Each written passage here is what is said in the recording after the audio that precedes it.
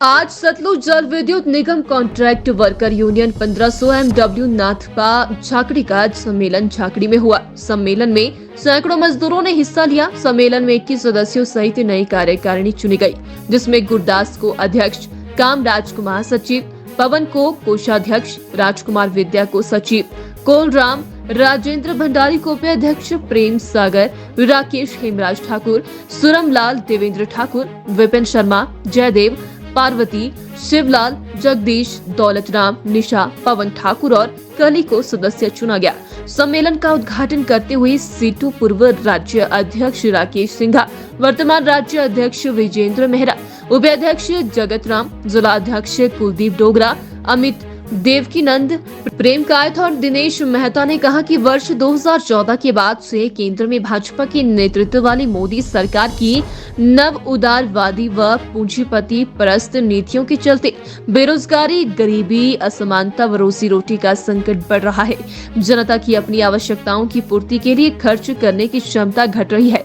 बेरोजगारी व महंगाई से गरीबी व भूखमरी बढ़ रही है। भूख से जूझ रहे देशों की श्रेणी में भारत पिछड़कर 121 देशों में 107वें पायदान पर पहुंच गया है।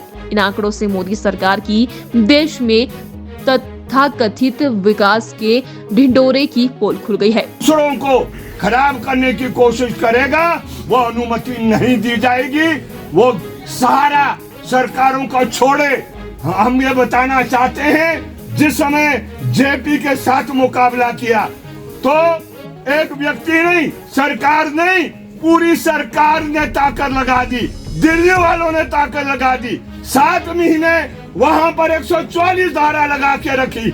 मजदूर को कॉलोनी में नहीं जाने दिया, लेकिन जेपी की पीठ और सरकार की पीठ जमीन पर लगाई मजदूर ने। ये ताकत है।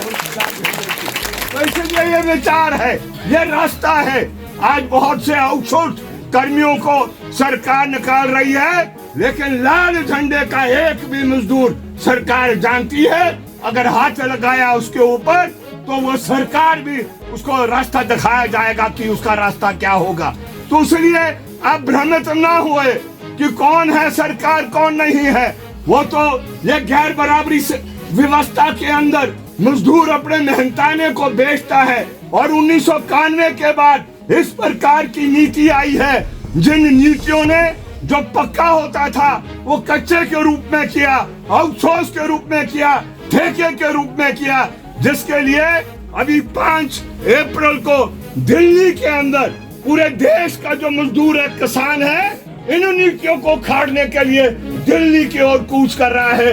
आप में से कोई जाएंगे मैं कह नहीं सकता, लेकिन पूरे आपने देख लेना 5 अप्रैल को दिल्ली में वो मजमा होने वाला है।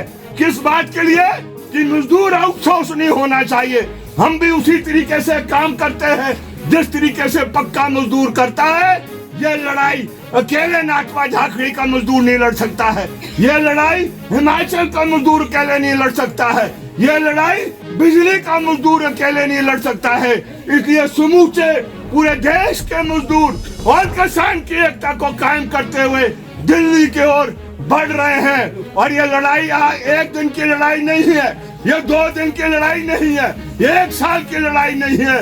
ये लड़ाई लंबी लड़ाई है। और ये मान के चले, इस लड़ाई के साथ साथ ये जो आज लूट घसूट जुल्म और अत्याचार करने वाले हैं, जो इस राजशाही पर कब्जा, जो ये राजशाही चलाते हैं, इनको उखाड़ा भी एक दिन जाएगा। वो दिन दूर नहीं है। और बहुत से आप में से भी उस दिन को देखेंगे जब इनको खाड़ फेंक कर मजदूर और किसान की व्यवस्था को कायम किया जाएगा। इसलिए आज मैं आपके बीच में हाजिर हुआ हूँ और ऐसे निर्णय लेने हैं जिन निर्णयों के